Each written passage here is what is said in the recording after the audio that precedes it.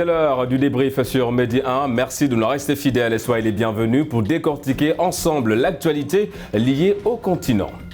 Les Maliens sont sortis massivement le 14 février dernier à l'appel du gouvernement pour manifester et dénoncer les sanctions de la communauté économique des États de l'Afrique de l'Ouest et de l'Union économique et monétaire ouest-africaine.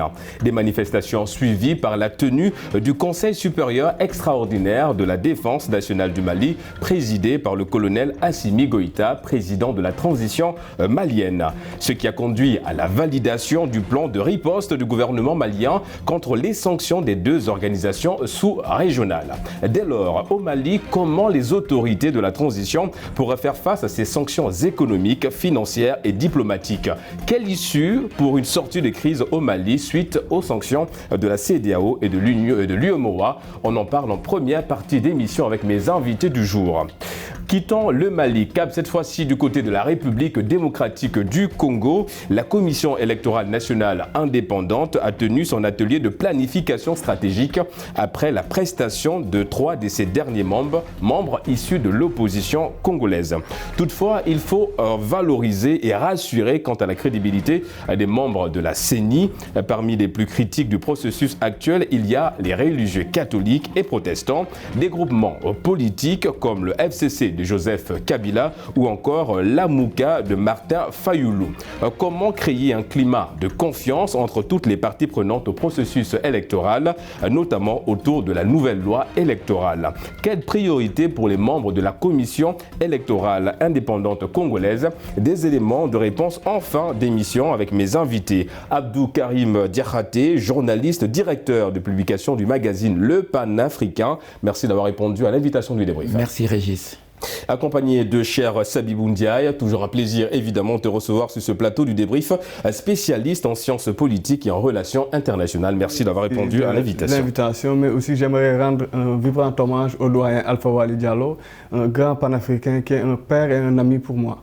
Exactement, Alpha Wali Diallo, membre, on va dire, très actif du débrief, toujours aussi disponible pour échanger avec nous concernant évidemment l'actualité africaine. Nous présentons au passage nos sincères condoléances à sa famille. Les amis, nous allons entrer dans le vif du sujet en ce qui concerne évidemment cette première thématique, le Mali, les sanctions infligées par l'UEMOA et la CEDEAO. Alors, Karim, le président de la transition malienne, Assimi Goïta, a validé le plan de riposte de son gouvernement contre les sanctions de la CEDEAO et de l'UEMOA. Comment apprécies-tu, on va dire, un petit peu cette démarche des Maliens? Bon, mais effectivement, Régis, le président Assimi Goïta a effectivement validé ce plan de riposte, mais en même temps également, il souffle le froid en préconisant aussi une désescalade, en parlant de dialoguer avec aussi bien la CEDEAO que l'ONU. Si vous vous rendez compte, en réalité, la mobilisation exceptionnelle des Maliens à Bamako et dans certaines localités de l'intérieur du pays a montré qu'effectivement, il y avait en tout cas autour du gouvernement de transition une implication, je veux dire, des populations à l'acte qui a été posé, parce que quand les sanctions ont été prises par la CEDEAO, beaucoup s'imaginaient effectivement que les Maliens allaient certainement, disons au niveau de la classe politique, se lever pour éventuellement mettre le gouvernement de transition au pied du mur. Mais il s'est trouvé que, en tout cas pour ce qu'on a pu voir, que les Maliens, dans leur en tout cas unanimité, ont pu donner en tout cas au gouvernement de transition des motifs de croire effectivement à une certaine, disons, des conditions sur lesquelles il pourrait surfer éventuellement pour en tout cas amener la CEDEAO à revoir un peu sa copie. Oui, parce que les Maliens, on va dire, on a senti l'unification du peuple malien derrière cette transition. Une manifestation où les Maliens ont répondu présent, c'était un petit peu rare, Karim. Il y a deux mois de cela, ce n'était pas le cas. Absolument, parce qu'en réalité, je trouve que les sanctions qui ont été, disons, annoncées par la CEDEAO étaient contre-productives, dans la mesure où il y avait encore une fenêtre, un boulevard dans lequel on pourrait éventuellement s'engouffrer pour amener donc le gouvernement de transition à être un peu plus regardant sur ce qui avait été convenu, mais la CEDEAO n'a pas voulu écouter donc le gouvernement de transition dirigé par Choguel Maïga pour éventuellement trouver en tout cas une porte de sortie honorable. Mais est-ce que quelque part aussi la CEDEAO n'a pas bien fait de réagir ainsi, Karim, quand on sait qu'on a donné un délai à ce gouvernement de transition qui n'a pas respecté, en tout cas les clauses du contrat, qui était d'organiser des élections, céder ensuite le pouvoir. Il y a eu, au contraire, pendant ce délai de transition, un nouveau coup d'État qui a vu évidemment l'accession au pouvoir de Assimi Goïta. Est-ce que quelque part ces sanctions aussi ne sont pas là pour ramener à l'ordre cette transition? Absolument. En réalité, on peut dire qu'en fait les torts sont partagés. Il y a effectivement des responsabilités partagées. Il faut effectivement reconnaître que la CEDEAO a quand même, disons, quelque part, mis son pied dans ce conflit-là. On va y revenir. Par rapport à la crise, il y a une historique dans laquelle la CEDEAO n'est pas, enfin, blanche comme neige. Bon, mais il est évident que le gouvernement de transition a pu donner des raisons qui ont fait qu'ils n'ont pas pu suivre effectivement ce qui avait été édicté. Là également, nous pourrons revenir pour donner un peu... En parlant justement de ça, Karim, on va y revenir sur ce point. Sabibou, alors on l'a dit, Karim l'a souligné dans son argumentaire il y a un instant, on va dire cette main tendue de Assimi Goïta à Antonio Guterres, quelle appréciation faites-vous? Par rapport à cette main tendue-là, mais aussi il faut dire que la CEDEAO a sa charte de bonne gouvernance. Le Mali aussi, avec le gouvernement de transition, a fait ses assises de la refondation. Donc la CEDEAO, dans sa charte de bonne gouvernance, lorsque vous dérogez à cette charte-là, c'est-à-dire que les coups d'État ou des élections qui ne sont pas transparentes, il y a des sanctions que la CEDEAO vous vraiment impose sur votre État. Maintenant, on a vu que le Mali, à travers son gouvernement de transition, a proposé une transition qui peut aller de 6 mois à 5 ans. Maintenant, ce qui était... Ce n'est pas un peu trop aussi, les 5 ans? On est d'accord que l'opposition déjà malienne s'est érigée pour dire 5 ans c'est trop, c'est un mandat. Mais est-ce que c'est 5 ans? C'est de 6 mois à 5 ans. Jamais Assimi Goïta n'a dit que nous allons faire forcément 5 ans. Donc on veut focaliser les gens sur ces 5 ans-là. Donc moi je dirais que, en tout cas, ce qui est essentiel, c'est que lorsque la CEDEAO a fait ces sanctions-là, c'était surtout pour étouffer le gouvernement malien.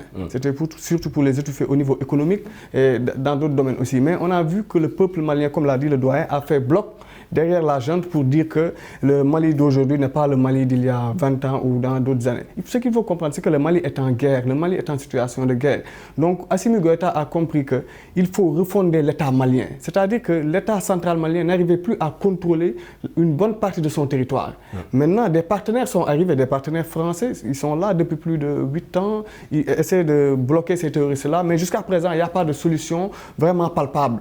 Maintenant, libre au gouvernement malien d'appeler d'autres partenaires comme les Russes. Les Russes, d'ailleurs, ça a été le discours de Goïta. Peut-être c'est ce qui gêne la France qui a dépêché une résolution au niveau du Conseil de sécurité qui a été bloquée par la Russie et la Chine. Donc, si vous entendez le représentant russe au niveau des Nations Unies, ce qu'il a dit, c'est extrêmement clair. Les Maliens ont le droit de choisir leurs propres partenaires.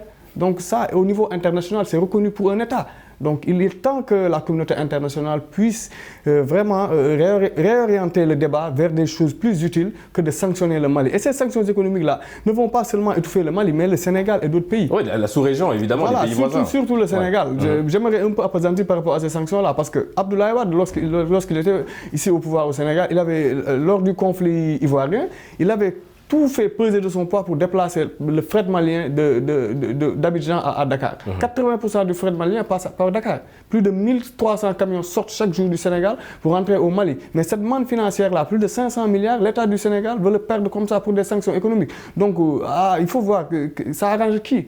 Ces sanctions-là, ça arrange qui finalement? Est-ce que Karim, on va dire, le Mali a les moyens justement? C'est vrai que le président de la transition Goïta a proposé un plan de riposte, un plan d'action face à ces sanctions économiques, financières, voire sociales, diplomatiques aussi. C'est le cas sur un plan purement économique souligné par Sabibou. Est-ce que le Mali aujourd'hui a les moyens justement de mettre en marche ces plans d'action? Non, en réalité, si la situation perdure, on assistera à une asphyxie financière et économique du Mali d'une manière générale. Sabibou l'a rappelé effectivement, rien qu'avec l'UEMOA, les 7 partenaires du Mali, en fait, c'est un volume de 1000 milliards, dont la moitié pour le Sénégal pratiquement, plus de 400 milliards chaque année. Cela est extrêmement important, mais il faudrait voir du côté du peuple malien, ce peuple malien quand même qui est résilient, mais qui pendant une dizaine d'années a subi plusieurs contre-coups. Il y a déjà, bon, en fait, je ne parle pas même de l'aspect politique, mais la crise sécuritaire et à laquelle est venue s'ajouter cette crise sanitaire de Covid-19. Par conséquent, ces sanctions-là, effectivement, arrivent à un moment où, véritablement, on a l'impression, comme l'a d'ailleurs rappelé le Premier ministre malien Choguel Kokala Maïga, que la CEDEAO voulait, faire, succomber le peuple malien. Et cela, de mon point de vue, est extrêmement grave dans la mesure où on est dans une dynamique où il faut faire en sorte que tous les ressorts qui concourent à ramener, la sérénité dans les rangs, aussi bien au niveau du gouvernement malien que des chefs d'État de la CEDEAO puissent prévaloir, qu'on revienne aux agrégats, qu'on puisse déterminer véritablement où il y a le problème. Pourquoi s'empresser de prendre des sanctions, de mettre un embargo? Et on sait qu'au niveau des conventions internationales, il est strictement interdit de faire un embargo pour un pays qui ne bénéficie pas de façade littorale. Et c'est surtout que le gouvernement malien s'est montré disponible, disposé à échanger, parce qu'il y a eu un plan d'action qui a été proposé. En réalité, ce qui a été proposé, donc de 6 mois à 5 ans pour le chronogramme, il faut retenir que ce sont des assises, effectivement des assises nationales de la Fondation. Certains diront qu'il y a eu les premières assises, c'est vrai, qui ont abouti à l'élaboration de la charte de transition, mais c'est parce qu'il y a eu également une autre phase au niveau de la transition. Le Premier ministre parlait de rectification de la trajectoire de la transition, mais toujours est-il qu'il fallait accorder en tout cas au gouvernement de transition un temps suffisant pour mettre en place les réformes nécessaires. Et j'entends effectivement la CEDEAO dire que ces réformes pourraient être faites par le gouvernement, qui sera mis en place après, mais il est évident qu'il y a beaucoup de problèmes qu'il faut d'abord régler avant de passer à cela. Sinon, on risque d'aboutir aux mêmes résultats, les mêmes causes allant dans les mêmes conséquences. Amener les mêmes conséquences. Et justement, par rapport à ça, Sabibou, évidemment, je vais te laisser rebondir sur l'argumentaire de notre ami Karim. Alors, dans son plan d'action, Bamako n'exclut pas contourner les sanctions de l'UEMOA. Est-ce que cela n'est pas un peu risqué pour le Mali de le faire ?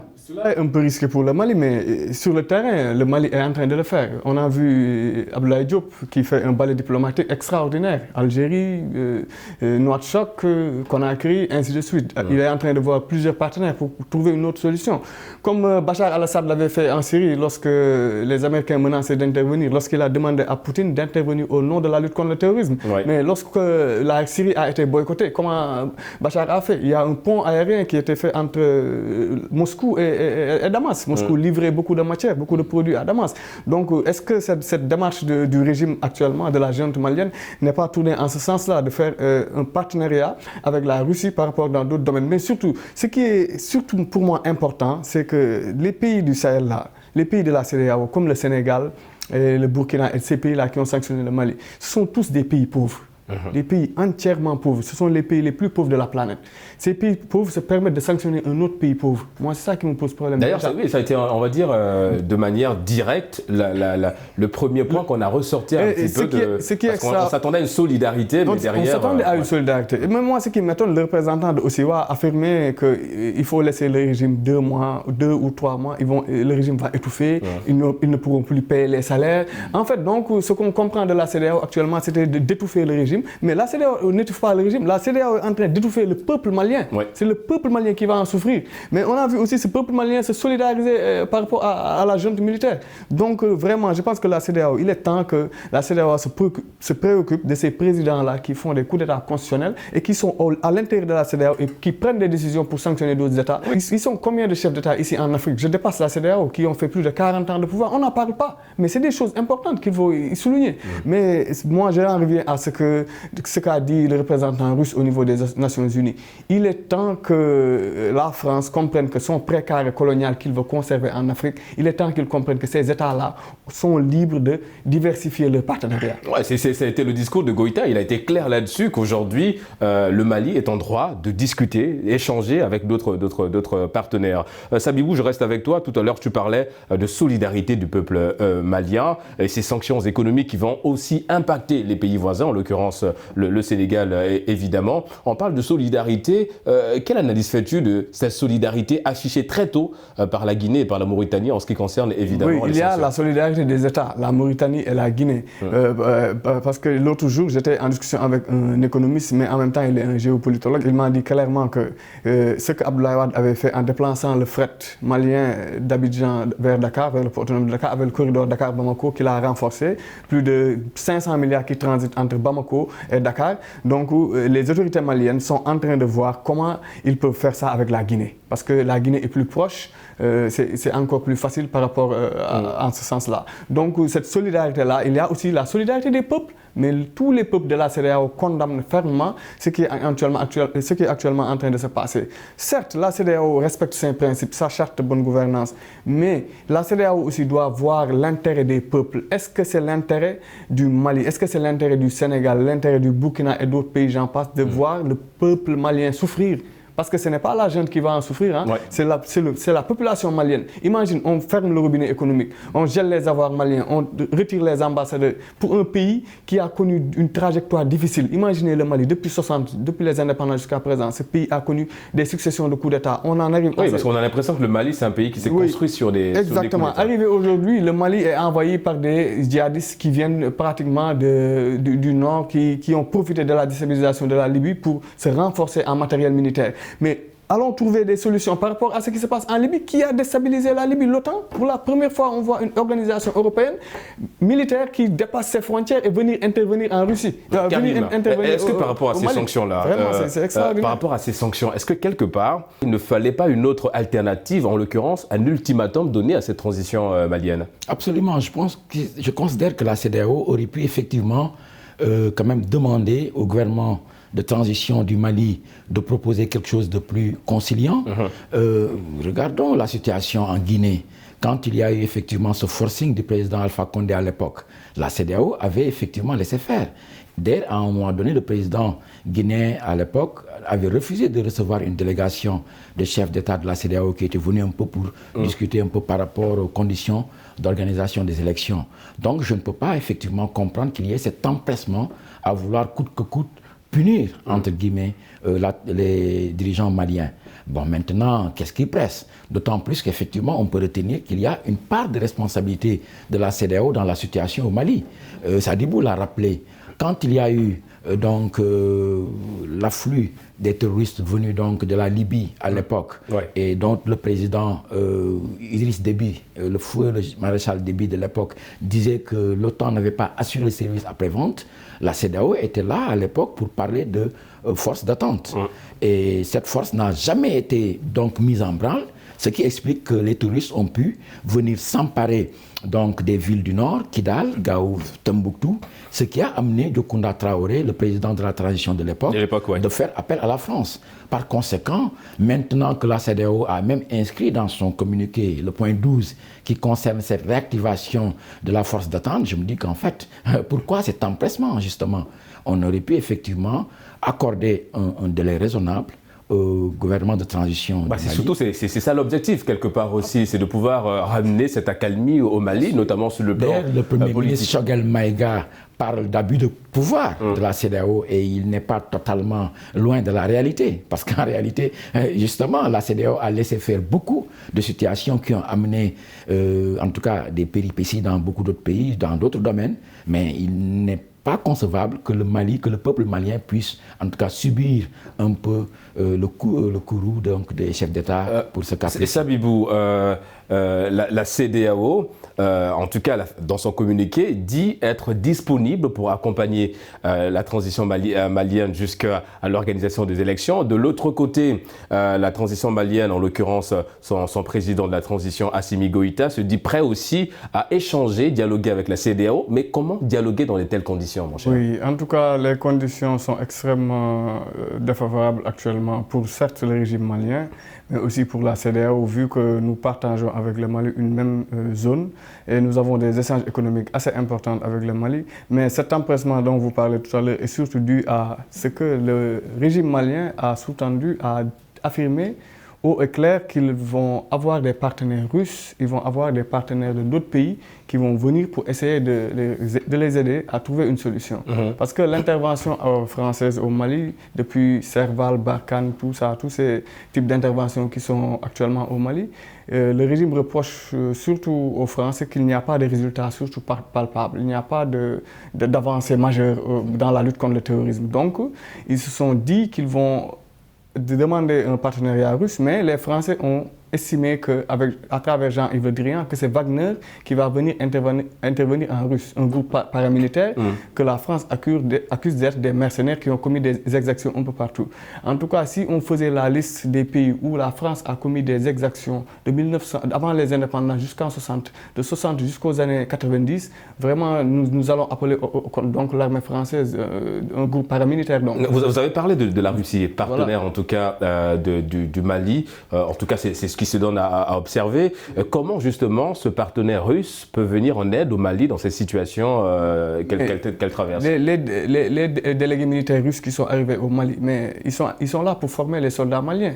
D'après le communiqué du ministère de la Défense, ils sont là pour former les militaires, les accompagner en équipement et en d'autres produits qui vont permettre à leur armée de plus en plus de pouvoir combattre les terroristes qui sont au nord. On a vu l'arrivée d'armes comme des hélicoptères de combat, des blindés et tout ça. Donc ça va permettre même de mieux former le régime, les soldats maliens. Donc tout cela, je pense que rentre dans le sens que l'armée malienne est en partenariat avec certes la France, avec même le Sénégal et d'autres pays, mais aussi la Russie, demain le Venezuela ou la Chine ou d'autres pays. Tout cela pour les aider à solutionner ce qui se passe dans le nord. Le Mali est un État qui est en guerre. Le Mali est en guerre. Le Mali, ce n'est pas le Sénégal ou la Mauritanie. Mais on dirait qu'il y a un autre État qui est en complicité avec ces gens-là et qui veulent créer un autre État qui va être départi de Bamako. C'est ça qu'Assimi Goïta a compris en tout cas. Assimi Goïta a compris qu'il faut réunifier le pays. Politiquement, il faut le réunifier, mais aussi la nation malienne dans son ensemble. Et donc, ça, on l'a vu parce que même l'opposition et l'opposition malienne l'a compris. Aussi, oui. Parce que le Mali traverse des moments vraiment difficiles, des moments qu'on ne souhaite pas vraiment subir le peuple malien. Donc c'est ça que Goïta dit. Goïta veut rassembler le peuple malien, toutes les forces vives du pays pour permettre de retrouver l'essentiel. Et l'essentiel, c'est la nation malienne, c'est le peuple malien qui doit rester indivisible.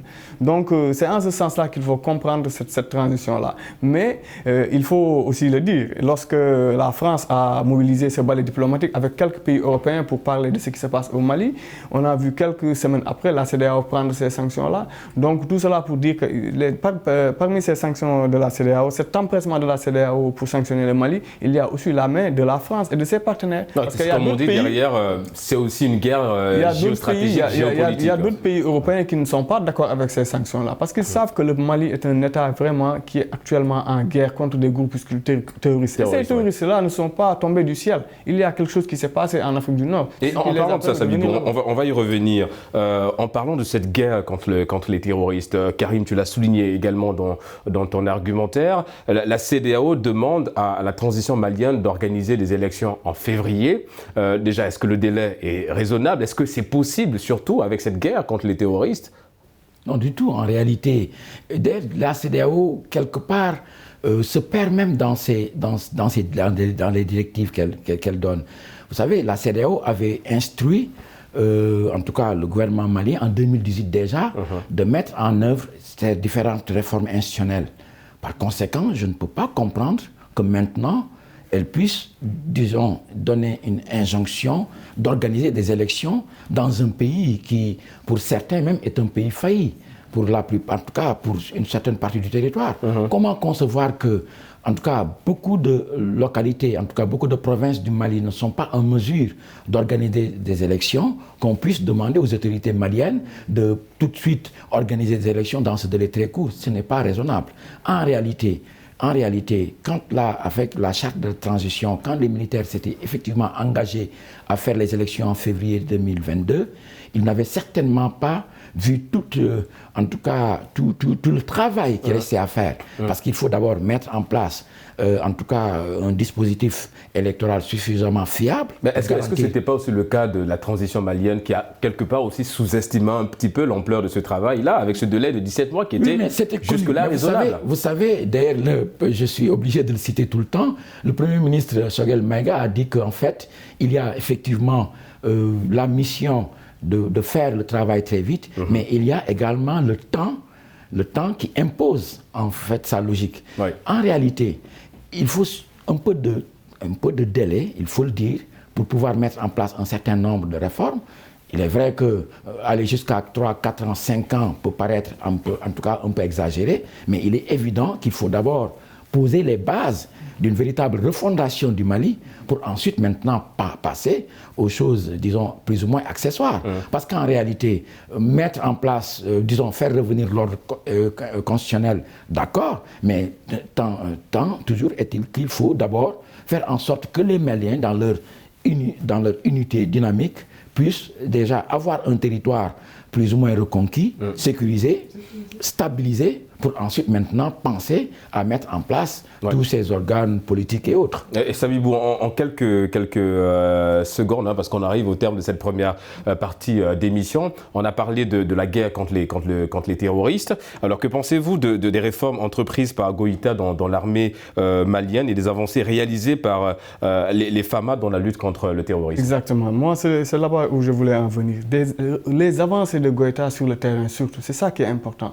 Actuellement, on a vu que les FAMA, les forces armées maliennes, sont en train de faire un travail extraordinaire au niveau du front. Donc, Assimi Goïta, en tout cas, est en train de faire un travail de titan, un travail titanesque sur le terrain. Il est en train de massacrer ces djihadistes-là, mais pour cela aussi, il a besoin de diversifier son partenariat. C'est pourquoi il en appelle à d'autres. Mais ce qui est extrêmement grave actuellement, ce que je pense être grave, c'est que la France ne veut pas voir l'arrivée de la Russie sur le sol malien. Mais c'est normal, je pense qu'ils sont dans l'optique de protéger leurs intérêts. Oui. Et évidemment, en parlant de protéger les intérêts, on marque une courte pause en deuxième partie, direction en République démocratique du Congo. À tout de suite.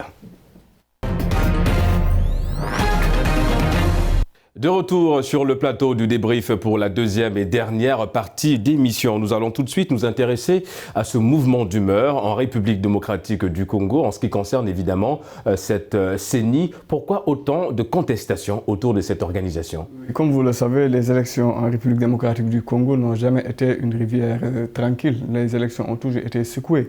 Mais ce qui est extraordinaire, c'est qu'en République démocratique du Congo, la loi permet à des organisations religieuses de choisir les membres du bureau de cette CENI-là. Maintenant, il s'agit de 8 organisations religieuses. Maintenant, 6 de ces organisations étaient favorables à Denis Kadima et 2 qui sont pratiquement majoritaires dans le pays, à savoir les catholiques et les protestants, ont vraiment reproché à Kadima d'être plutôt proche du président Tshisekedi. Ouais. Donc, il y a eu contestation. Les députés même de l'opposition ont soutenu ces 2 organisations religieuses-là. Mais malgré tout cela, c'est passé à l'Assemblée nationale et le président Tshisekedi a confirmé la nomination donc, de Kadima. Donc, il y a une certaine évolution par rapport à cela. Il n'y a pas longtemps, 3 des derniers membres ont été nommés au niveau de la CENI. Donc, la CENI est au complet avec 15 membres. 15 membres. Donc, malgré cela, jusqu'à présent, il y a contestation parce que des gens comme Fayoulou, comme d'autres opposants reprochent à ces membres de la CENI d'être plutôt proches du pouvoir de Tshisekedi. Donc, ce qui est surtout important, c'est que cette CENI, lorsque cette CENI va être mise en place, elle est déjà même mise en place, mais que cette CENI puisse faire son travail dans les règles de l'art, c'est-à-dire organiser des élections libres, transparentes et démocratiques.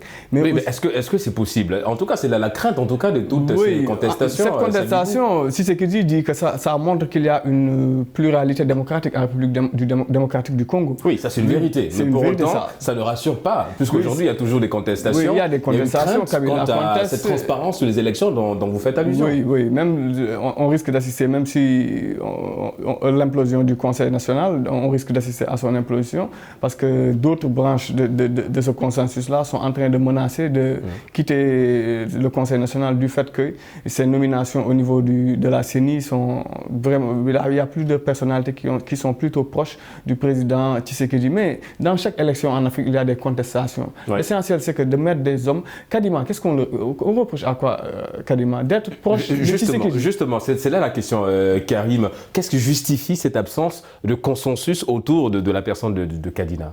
Bon, vous savez, en fait, il faut déjà commencer par comprendre la spécificité de la RDC.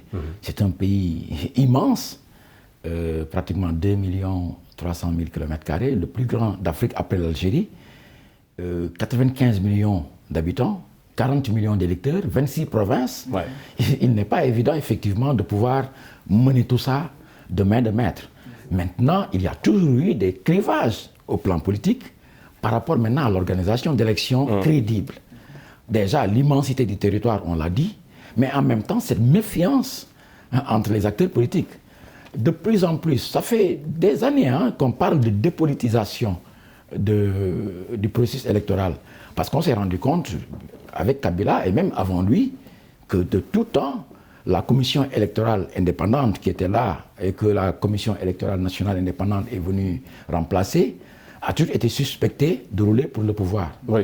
On a même vu, on l'a dit, cette nouvelle CENI qui a été mise en place avec donc les gens qui sont venus, toute cette contestation qu'il y a eu, vous avez parlé de Kadima, mais en fait, lui, il a le profil de l'emploi. Au moins, c'est quelqu'un qui est effectivement, en tout cas, dans les processus électoraux en Afrique depuis très longtemps. C'est quelqu'un qui effectivement a le profil de l'emploi. Oui, on parle d'ailleurs de sa force en ce qui concerne sa neutralité dans les processus. Certainement, mais il est suspecté d'être proche du président Tshisekedi, cela se comprend parfaitement. Mais en réalité, il n'est pas facile, effectivement, pour en tout cas la RDC, pour les acteurs politiques, de se mettre d'accord autour, en tout cas, d'un organe suffisamment crédible pour pouvoir conduire des élections transparentes. Sabibou, les observateurs, la société civile crient au complot en ce qui concerne évidemment la nomination de Kadima et d'autres membres proches du parti au pouvoir. On accuse le président Tshisekedi de commencer à installer une stratégie de maintien du pouvoir, de se maintenir au pouvoir. Est-ce qu'on va vers cette stratégie-là ? Personnellement, je ne pense pas qu'on va vers cette stratégie-là. Certes, Tshisekedi veut briguer un second mandat, ce qui est tout à fait normal. Et ce qu'on lui demande tout simplement, c'est de le faire dans les règles de l'art. Ouais. Kadima, comme l'a dit le doyen, c'est un expert électoral. Il a été au Soudan, il a été en Côte d'Ivoire, et dans d'autres pays africains. Donc il est assez outillé par rapport à cela. Mais ce qu'on lui reproche d'être proche de Tshisekedi, c'est tout à fait normal. Tshisekedi l'a choisi, Tshisekedi l'a nommé. Certes, il y a une bonne partie des organisations religieuses qui sont pas d'accord, les protestants et les chrétiens, qui font pratiquement 80% de la population, ce qui est tout à fait normal.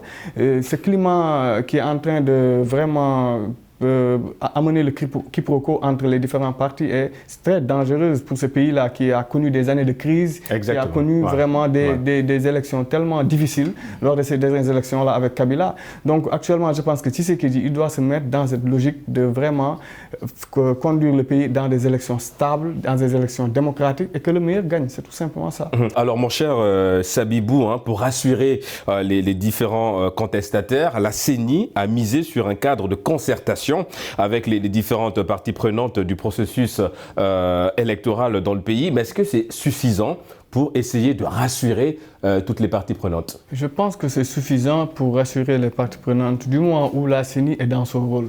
Le rôle de la CENI, c'est de faire engager des discussions entre les partis pour trouver des solutions par rapport aux futures échéances électorales.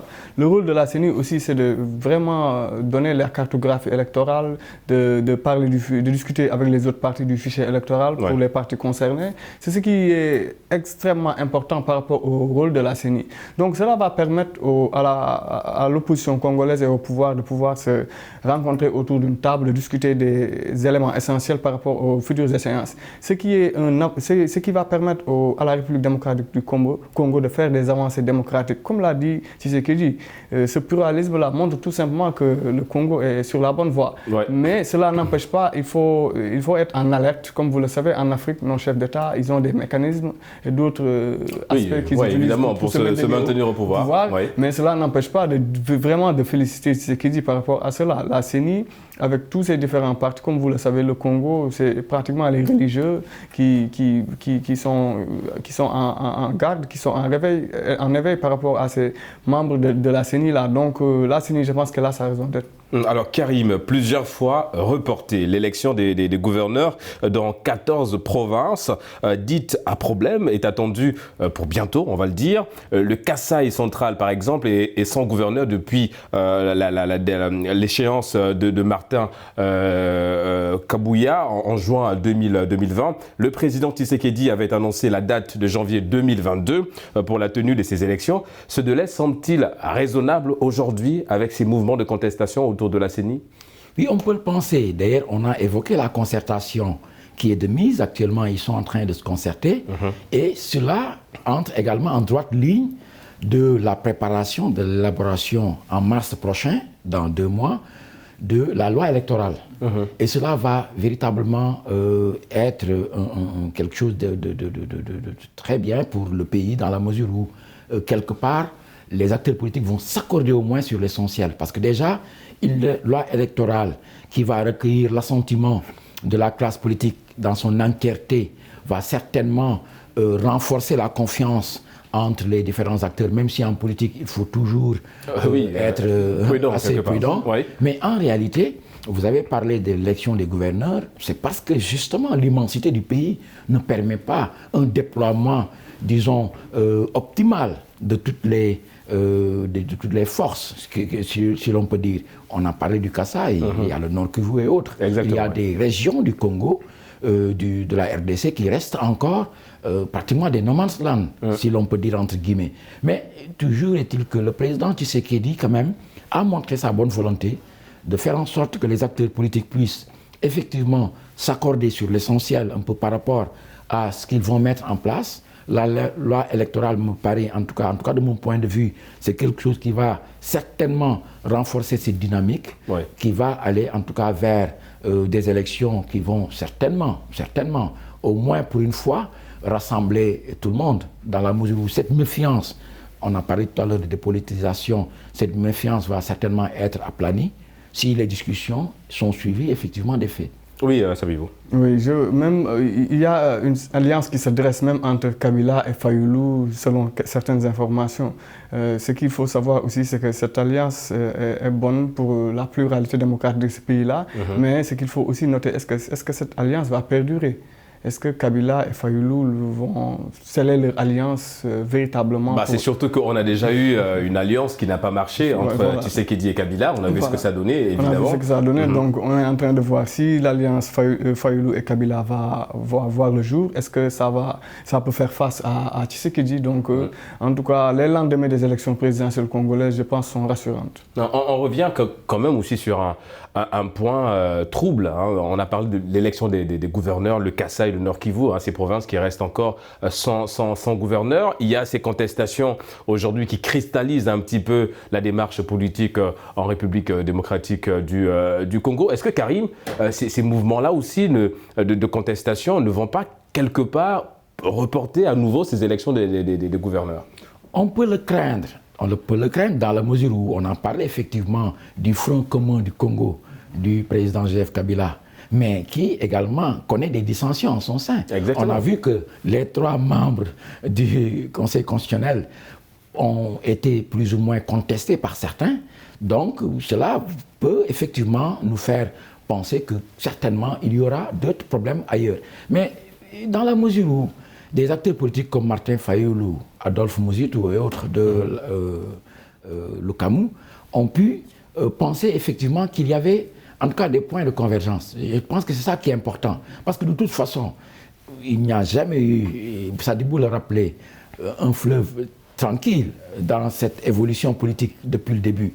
On a pu voir ces dernières années toutes ces contestations autour aussi bien du processus électoral que des élections elles-mêmes. Mais il faut retenir que je pense que le peuple congolais a certainement un génie, certainement un esprit créatif qui peut effectivement amener les acteurs politiques à s'accorder sur l'essentiel. Je suis obligé d'y revenir parce que de toute façon, ces élections doivent se tenir à date.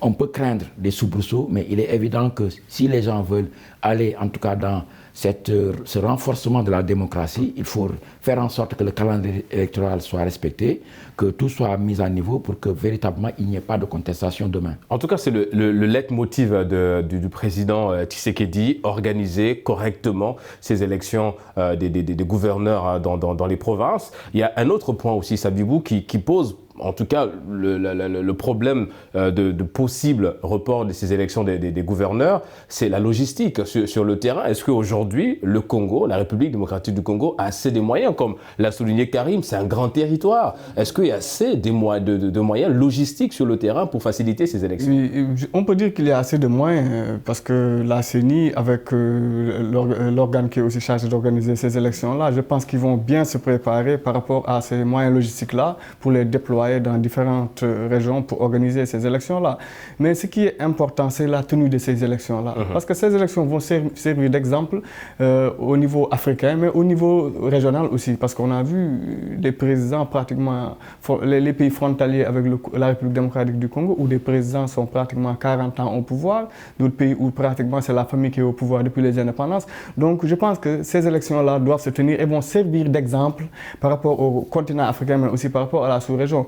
Donc, il est important d'accompagner Tshisekedi dans ce domaine-là, mais surtout aussi d'être en éveil par rapport à ce qui va se passer. Comme on le sait en Afrique, les chefs d'État, souvent, ils sont là pour se maintenir au pouvoir. Mais je pense que Tshisekedi, il est intelligent. Il sait dans quelle dynamique mettre le Congo. Et sur le plan international, il sait qu'il est observé aussi, car le pays est sensible, le pays a connu des années de troubles. Oui. Vraiment, je pense qu'il va prendre le bon chemin. Alors, Sabibou, je reste avec toi. Comme priorité, il est attendu de la commission électorale indépendante congolaise le déploiement de leurs équipes sur l'ensemble du territoire national. On l'a souligné tout à l'heure. L'objectif est d'actualiser la cartographie électorale, c'est-à-dire évidemment d'identifier la localisation des centres d'inscription des électeurs pour constituer le fichier électoral. Et justement, en parlant de ce fichier électoral, qu'en est-il aujourd'hui en ce qui concerne le Congo? Tout à l'heure, je vous ai interpellé même par rapport à cela. Donc, ce fichier électoral-là, c'est pourquoi la CENI a sa raison d'être. Maintenant, ce cadre de concertation que va créer la CENI va permettre aux différentes parties de discuter de ce fichier électoral-là et de savoir et de connaître aussi le contenu de ce fichier électoral-là et de pouvoir, chaque parti politique va pouvoir en bénéficier et vraiment faire des garde-fous par rapport à ce fichier électoral. Parce que souvent en Afrique, ce sont les fichiers électoraux qui sont truqués pour essayer de maintenir les présidents en place. Donc, je pense que cette organisation-là, à savoir la CENI, a sa raison d'être et elle doit organiser des pourparlers entre différentes parties pour trouver des solutions par rapport à ces problèmes-là. Karim, le bureau de la commission électorale indépendante, la CENI, compte désormais 15 membres, vous l'avez également souligné, conformément à l'article 10 de la loi organique portant organisation et fonctionnement de la CENI. Ces derniers sont issus des forces politiques représentées à l'Assemblée nationale, mais aussi du côté de la société civile. Comment aujourd'hui, Karim, créer une sorte de synergie autour de cette équipe dirigée par Denis Kadina? Mais la synergie est tout à fait possible. Je pense que vous avez évoqué la société civile. Les acteurs politiques déjà, on connaît un peu à peu près leurs intentions réelles. Mais je voudrais, avant de revenir sur la question, rappeler que la RDC, quand même, le fichier électoral, en tout cas, il compte à peu près 50 millions d'électeurs. C'est énorme. Absolument. En 2018, ils étaient 46 millions d'électeurs. Par conséquent, c'est un travail, en tout cas, qui va être extrêmement difficile. Maintenant, pour la composition du bureau, je me dis qu'en réalité, la société civile a son rôle, a son mot à dire. Les partis politiques, on les connaît. Bon, déjà, Martin Fayoulou a toujours montré, en tout cas, sa position par rapport à l'évolution même du processus électoral. On sait à quoi cela va aboutir. Au niveau du front du Congo, du président Kabila également, on connaît déjà la tendance qui est là, mais il y a encore d'autres acteurs politiques qui ne se sont pas prononcés et qui certainement vont peut-être avoir leur mot à dire par rapport à la concertation qui est en train de se faire. Mais de toute évidence, la loi électorale sera, en tout cas de mon point de vue, le principal disons, cadre, en tout cas, qui va permettre, en tout cas, à la RDC d'avoir un processus électoral plus ou moins fiable, une carte électorale, une cartographie électorale bien à point, pour faire en sorte que les élections qui vont être organisées dans un an vont être transparentes quelque part et pouvoir mettre la RDC en tout cas sur la rampe de la démocratie. Oui, savez-vous. Les opposants de Tshisekedi, qu'est-ce qu'ils lui reprochent à Tshisekedi? De préparer un hold-up électoral. En tout cas, c'est la crainte par excellence. Hein, oui, c'est la crainte par excellence de préparer un hold-up électoral. Mais maintenant, si la CENI organise bien le fichier électoral, elle les met à la disposition des différentes parties et organise des concertations, des cadres de concertation et donne à chacun le fichier électoral pour des appréciations, pour des observations. Je pense que ce pays peut aller vers des élections libres et tranquilles. Donc Tshisekedi, certes, il a le droit de briguer un second mandat s'il est élu, bien évidemment, si la population congolaise lui renouvelle sa confiance. Mais aussi, si la population congolaise décide d'élire un nouveau président, je pense que démocratiquement, il doit céder le pouvoir.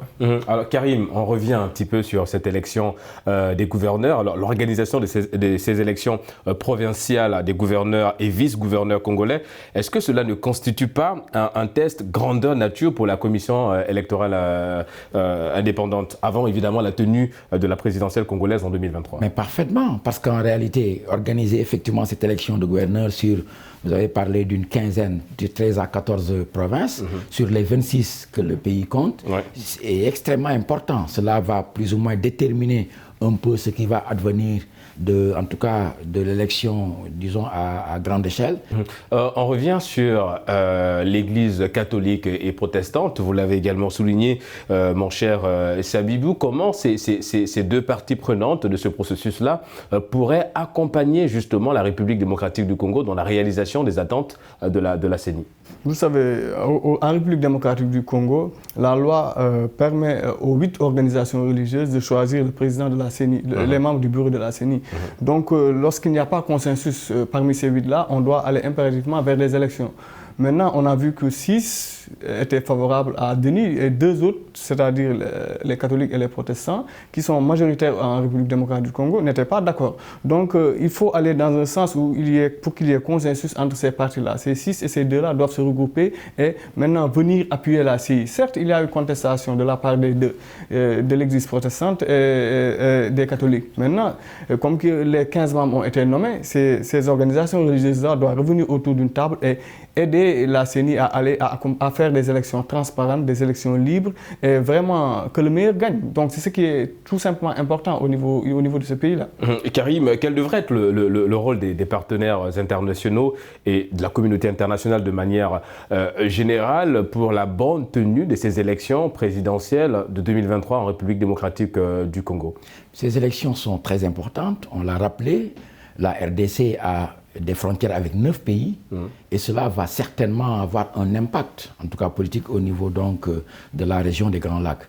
Il est évident que la communauté internationale devrait effectivement permettre, avec un appui certainement logistique, on en parlait de moyens, le gouvernement congolais n'a certainement pas tous les moyens pour mettre à niveau tout ce qu'il faut dans ce cadre-là. Surtout sur le plan logistique aussi, on l'a souligné. Donc la communauté internationale, tous les acteurs, et à commencer par la CEAC, la CEMAC et autres, devraient effectivement construire un bloc autour du pays pour que la RDC puisse réussir ce tournant qui me paraît très très important, aussi bien pour le pays que pour la stabilité de toute la sous-région. La déclaration du président Tshisekedi, réussir ces élections présidentielles, c'est tourner une nouvelle page pour la République démocratique du Congo. Ensemble, nous pouvons y arriver. C'est là les termes du président, les mots du président congolais Tshisekedi. Évidemment que le président est visiblement disposé à mettre en place tous les moyens, tout le processus de transparence pour ces élections présidentielles. Exactement, Tshisekedi a parfaitement raison. Vous savez, ce pays a traversé vraiment des moments difficiles. Depuis son indépendance jusqu'à présent, on a vu des guerres qui se sont déroulées là-bas, on a vu vraiment des problèmes ethniques aussi dans ce pays-là. Mais actuellement, ce pays est en train de tourner vers une page. Ce pays est en train de tourner une page. Donc ce pays est dans la route de la démocratie. Il faut les accompagner par rapport à cela. La communauté internationale, à savoir même l'ONU, à travers son Conseil de sécurité, doit aller dans le sens de vraiment valider cet aspect-là, c'est-à-dire d'accompagner ce pays à aller dans les bonnes voies de la démocratie. Mais l'opposition congolaise aussi doit vraiment avoir raison garder par rapport à ce qui se passe, parce que toute cette situation d'instabilité-là, on ne peut pas toujours donner au camp de Tshisekedi. L'opposition congolaise aussi a sa part de responsabilité. Kabila aussi a sa part de responsabilité. Il a été chef de l'État, donc il connaît les différents partis, les différents problèmes qu'il y a dans ce pays-là. Donc il doit vraiment accompagner. Ouais, on a senti son implication justement dans la réussite. Oui, on a senti son implication, mais au début, par rapport aux nominations de la CENI, il disait qu'il n'y prenait pas part, qu'il n'allait pas parler de ces nominations-là. Ouais. Donc ce n'est pas comme ça qu'il faut faire. En tant qu'ancien chef d'État, il devait même valider cela, accompagner cette nomination-là pour vraiment que ce pays puisse aller dans les rails de la démocratie. Et Karim, une élection très attendue en République démocratique du Congo. Le président Tshisekedi qui va briguer un second mandat, c'est peut-être un peu à mi-parcours, on va le faire.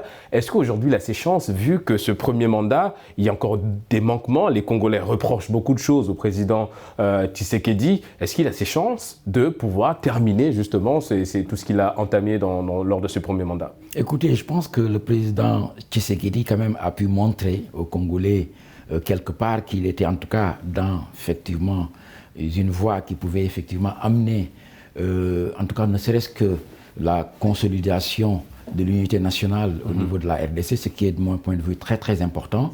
Mais il y a également quand même des succès au plan économique qu'on peut lui reconnaître, parce que tant que les institutions financières sont plus ou moins d'accord pour dire qu'effectivement le Congo, la RDC était sur le bon chemin pour retrouver en tout cas une certaine croissance économique, cela effectivement peut être un atout pour sa réélection éventuelle. Et je pense que son passage également comme président de l'Union africaine, où il a pu profiter en tout cas de cela pour en tout cas élargir ses réseaux, ses relations au niveau international. Et même l'opposition, c'était là la crainte de l'opposition aussi, qui se disait comment un chef d'État va pouvoir gérer deux institutions au même moment. Donc il y avait un peu cette crainte. Il faut reconnaître qu'il a plus ou moins réussi. Oui. Il va dans quelques jours donner le flambeau au président sénégalais Macky Sall. Par conséquent, on pourra dire qu'avec lui, la RDC a encore certainement du chemin à faire, mais il lui reste quand même le dernier tournant à réussir, c'est faire en sorte qu'il y ait on ne peut pas dire unanimité autour de la loi électorale qui sera élaborée très prochainement, mais qu'il y ait au moins un consensus de tous les acteurs politiques et de la société civile sur véritablement ce qui sera fait de la RDC dans, en tout cas, les prochains mois à venir. 2023, très attendu en République démocratique du Congo. On l'a souligné en ce qui concerne le chef de l'État, Félix Tshisekedi. Mais qu'en est-il de l'opposition? On sent évidemment que cette opposition est prête à en découdre avec le parti au pouvoir en 2023. On sent une cohésion de l'opposition. Faut-il avoir des craintes en ce qui concerne le parti au pouvoir aujourd'hui quand on voit cette opposition congolaise soudée? Et qu'est-ce qu'elle pourra apporter de nouveau? En tout cas, l'opposition congolaise est en train de s'organiser. On parle d'alliance, comme je vous l'ai dit tout à l'heure, mais aussi de partenariat entre d'autres réseaux de l'opposition. Mais si l'opposition congolaise veut déposer Tshisekedi du pouvoir, l'opposition congolaise doit se réunir, doit s'unir. Je ne sais pas si c'est autour de Kabila ou de notre homme fort, mais l'essentiel c'est qu'il y ait des élections démocratiques, des élections libres, des élections transparentes organisées par la CENI et que le meilleur gagne et que l'opposition congolaise puisse montrer sa force légalement et légitimement, ce qui va permettre ce pays d'avoir des avancées démocratiques symboliques au niveau continental, et la communauté internationale va continuer même à appuyer la République démocratique du Congo en ce sens. Parce que ce pays va servir d'exemple dans la sous-région. Vous le savez, la sous-région est marquée par des présidents qui s'éternisent au pouvoir. Donc la République démocratique du Congo, je pense que ce pays-là est sur la bonne voie. Le pays est sur la bonne voie. Monsieur, nous sommes arrivés au terme de cette émission. Nous remercions Abdou Karim Diakhaté, journaliste, directeur de publication du magazine Le Panafricain. Merci d'avoir répondu à l'invitation du débrief. Merci bien, Régis, merci. Et nous remercions également cher Sabibou Ndiaye, spécialiste en sciences politiques et en relations internationales. Toujours un plaisir de vous recevoir sur ce plateau du débrief. Un plaisir pour moi. Et c'est la fin de cette émission. On se donne évidemment rendez-vous dimanche prochain pour d'autres actualités liées au continent. D'ici là, quoi qu'il arrive et quoi qu'il advienne, gardez le sourire en compagnie de nos programmes.